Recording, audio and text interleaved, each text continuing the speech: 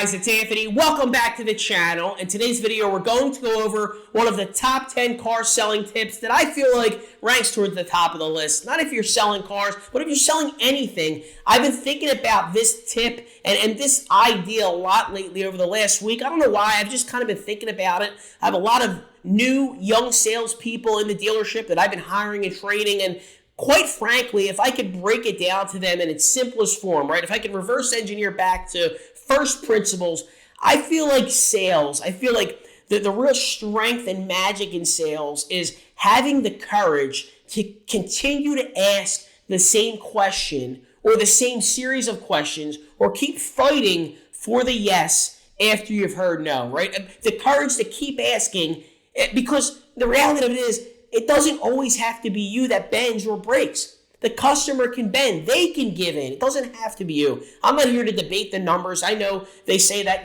for every 9 no's, you get a yes, right? Not yo's, no's. For every 9 no's, you get a yes. Or, a good ratio is 5 to 1, 5 no's to 1 yes. I'm not here to debate the math, right? Leave that up to somebody else. But all I know is it does vary, right? It does vary, but I know the courage to keep asking, the courage to keep grinding. That's important regardless of the math. Sometimes it takes 1 no. Sometimes it takes no no's, right? They just yes, right? A lay down, first pencil doesn't happen often. There's always going to be baked in a few different no's, right? They're always saying no to something, right? If they say they want to put $5,000 down on a lease, they're saying no technically to 10 or 6. They're saying yes to 5, but they are saying no to more. So there's always a no, but it's just the courage to keep asking, to keep grinding, to look them in the eyes and say, I know you're here for a reason. I know in a perfect world you came in today saying that if I found a vehicle that checked all the boxes, if I was able to comfortably afford the down payment and a monthly payment within reason, I want to leave in a new car today. So let me ask you this.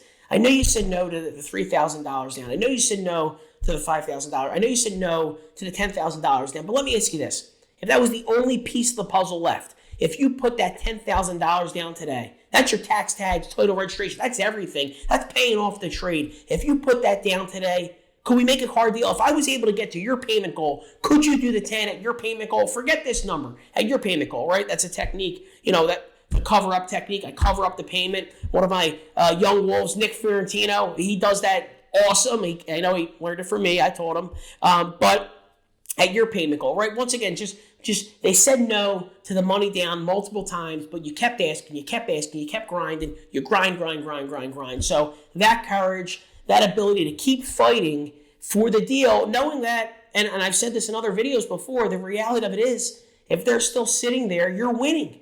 You're winning. They haven't left. What are they doing there if they don't want to buy a car? They're waiting for you to help solve their problem. But get them included. Make them do a little bit of the work as well. You don't have to continue to chop gross profit. You just got to hang in there. A lot of times, talked about this in other videos, a lot of times, just showing them that you're putting in the work, that you're putting in the sweat equity, that you're trying, just by writing a bunch of numbers down, not just making shit up, but actually going through, I call it the mathematic gymnastics, showing the math, showing how far apart you are, showing what the payment's going to be here. What about the lease? What about this? With this money down? What about this? Like putting in the work sometimes is enough to suffice for them to say, you know what? Okay, they really worked hard to get me the deal. I guess this is the best deal. But if you just throw in the towel, that'll never happen.